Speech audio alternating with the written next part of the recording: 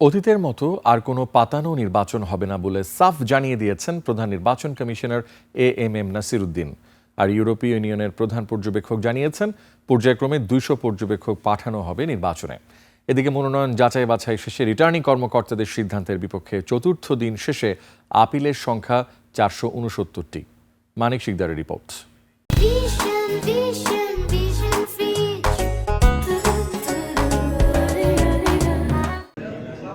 রাজধানীর আগারগাঁও নির্বাচন ভবনে ত্রয়োদশ জাতীয় নির্বাচন ও গণভোট পর্যবেক্ষণে ইউরোপীয় ইউনিয়নের পর্যবেক্ষক দলের প্রধান আইভার্স ইজাবসের নেতৃত্বে 4 সদস্যের প্রতিনিধি দল বৈঠক করেন সিইসি এএমএম নাসির উদ্দিনের সাথে।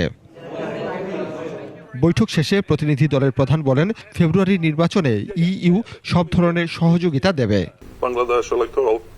ইইউর একটি দীর্ঘমেয়াদী পর্যবেক্ষক দল গত ডিসেম্বরের শেষভাগ থেকেই বাংলাদেশে অবস্থান করছে।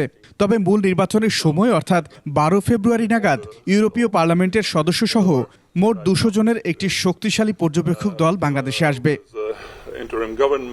এর আগে প্রধান নির্বাচন কমিশনার আপিলের বুথ পরিদর্শন করেন, বলেন লেভেল প্লেইং ফিল্ড নিশ্চিতে সর্বোচ্চ গুরুত্ব দিচ্ছে কমিশন।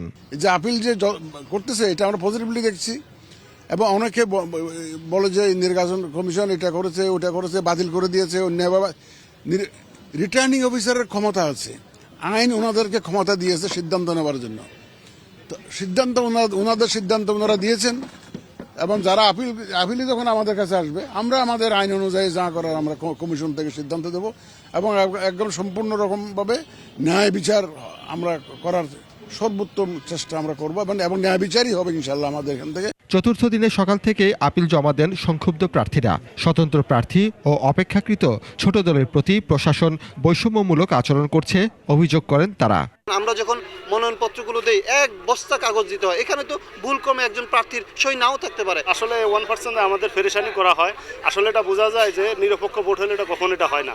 মূল মনোনয়নপত্র যে আমরা সাবমিট করেছি সেখানে কোনো ত্রুটি নেই।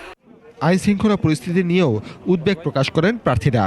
সব দল মিলে যে ভোট পাবে, আমি 51% ভোট পাবো, এটি তারা ভালো করে জানে। এই জন্য আমাকে ষড়যন্ত্র করে মাঠ থেকে সরানোর জন্য এই কাজটা করেছে। 2007-এ যে ইলেকশনটা 7 দিন আগে পোস্টপোন্ড হলো, মানে ইমার্জেন্সি আসলে 11 জানুয়ারি, ঠিক এরকম মনে হচ্ছে, কারণ একাকার হয়ে গেছে সবকিছু। চতুর্থ দিনে আপিল হয় 174টি। মোট আপিলের সংখ্যা 469টি। 10 জানুয়ারি থেকে 18 জানুয়ারি পর্যন্ত আপিল শুনানি চলবে। মানিক শিকদার, 21 টেলিভিশন, ঢাকা।